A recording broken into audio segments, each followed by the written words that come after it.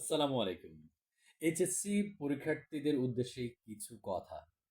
HSC পরীক্ষার্থীরা আপনারা যারা ভর্তি পরীক্ষা দিচ্ছেন, কোথায় পড়াশোনা করতে চান?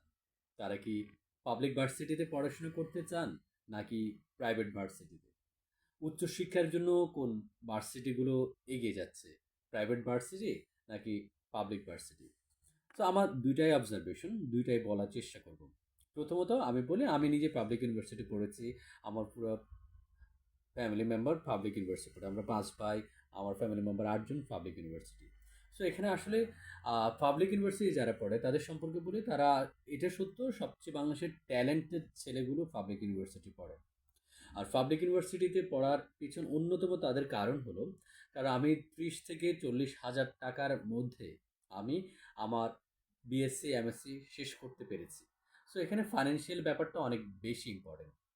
পাবলিক ইউনিভার্সিটি পড়লে তুমি যেভাবে কম টাকায় তোমার অনার্স শেষ করতে পারো, ঠিক একইভাবে তুমি সারা বাংলাদেশে একেবারে নিম্ন বিত্ত থেকে শুরু করে উচ্চবিত্ত পর্যন্ত সব মানুষের একটা সংমিশ্রণ পাবা, এবং সব মাল্টি কালচার একটা সংমিশ্রণ পাওয়া যাবে।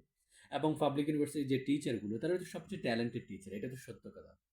প্রাইভেট ইউনিভার্সিটির যে টিচারগুলো তারাও ম্যাক্সিমাম দেখা যায় পাবলিক ইউনিভার্সিটি যারা টিচার হতে পারে নাই তারাই হচ্ছে, এটা হলো অনেকে হয়, খুব রেয়ার কেস। সো এখানে তুমি ট্যালেন্টেড একটা মানুষের সংমিশ্রণ পাবা। কিন্তু সমস্যাটা হলো, এই ট্যালেন্টেড মানুষগুলোর সাথে থাকার পরও শিক্ষার্থীরা কেন পিছিয়ে যাচ্ছে? প্রথমত, সেশন জটটা এখনো পর্যন্ত পাবলিক ইউনিভার্সিটির সেশন জটটা আছে। এমনকি সাম্প্রতিক আম আমার এক কাজিন ঢাকার একটা স্বনামধন্য পাবলিক ভার্সিটি থেকে প্রায় ৬.৫ বছর বের হয়েছে। সো ও যে ফ্যাকাল্টিগুলো আছে তাদের কত অথর্ব যে টিচারগুলোর ২ টা বছর নষ্ট করে দিয়েছে।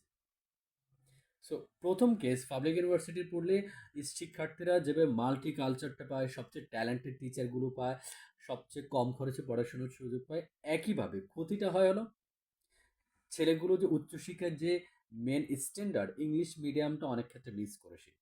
দ্বিতীয়ত, যে এই যে সেশন জটে তার প্রচুর সময়টা চলে যাচ্ছে, এক একটা দিন মানে আহ, এক এক হাজার ঘন্টার সমান। বা ফরেন কান্ট্রিতে এটাই ফিল করে, তার প্রত্যেকটা সেকেন্ডকে টাকায় কনভার্ট করে। আর আমরা এখানে ২ বছর, ৩ বছর, অনেকে ১ বছর, ১.৫ বছর নষ্ট করে দিচ্ছি খুব ইচ্ছে করে।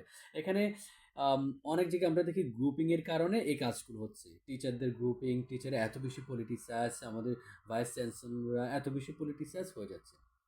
সো দ্বিতীয় যে কেসটা হচ্ছে, পাবলিক ইউনিভার্সিটির সিজিপিএ তুলে অনেক বেশি কষ্টকর অনেকের জন্য।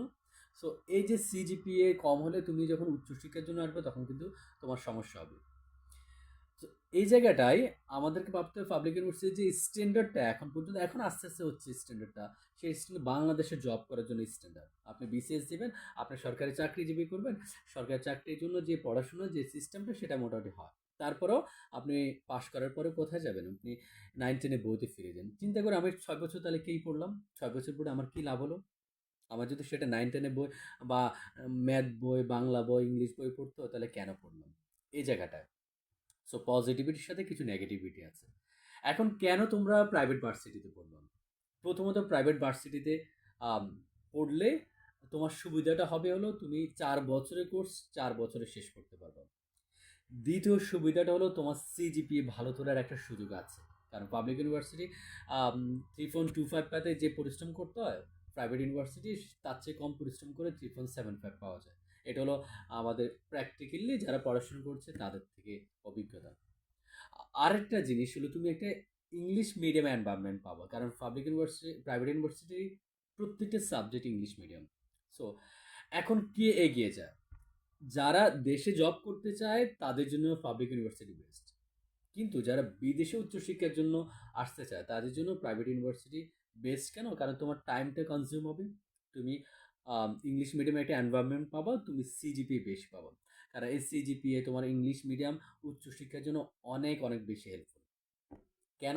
কারণ বাংলাদেশে অনেক স্বনামধন্য পাবলিক ভার্সিটি আছে যাদের এমওআইটা ইন্টারন্যাশনাল ফরেন ইউনিভার্সিটিগুলো অ্যাকসেপ্ট করে না। বাংলাদেশে খুব হাতে গোনা কয়েকটা পাবলিক ইউনিভার্সিটি ছাড়া কোনোটা অ্যাকসেপ্ট করে না। কিন্তু private university, daffodil, eastern university, অনেক ইউনিভার্সিটি আছে, নর্মাল ইউনিভার্সিটি, তাদের এমওআইটা অ্যাকসেপ্ট করে। সো যারা উচ্চশিক্ষার জন্য আসতে চাও তোমরা তোমাদের জন্য private university will be best option.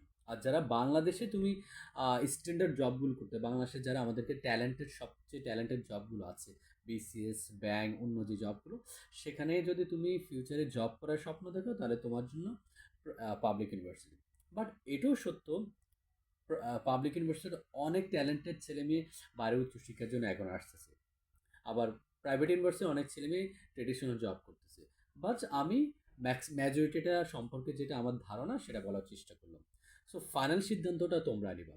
অর্থাৎ যেখানে থাকো, যেখানে কাজ করো, সবশেষ একটাই উপদেশ, তোমার প্রত্যেকটা সেকেন্ডকে মানিতে কনভার্ট করার চেষ্টা করো। তোমার প্রত্যেকটা সেকেন্ডকে ভ্যালু দিবা।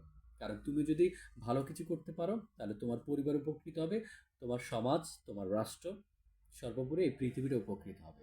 সো নিজেকে গড়ার চেষ্টা করো।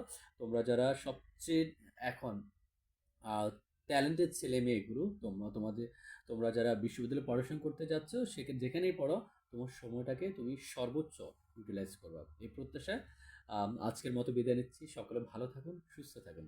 আল্লাহ হাফেজ। আসসালামু আলাইকুম।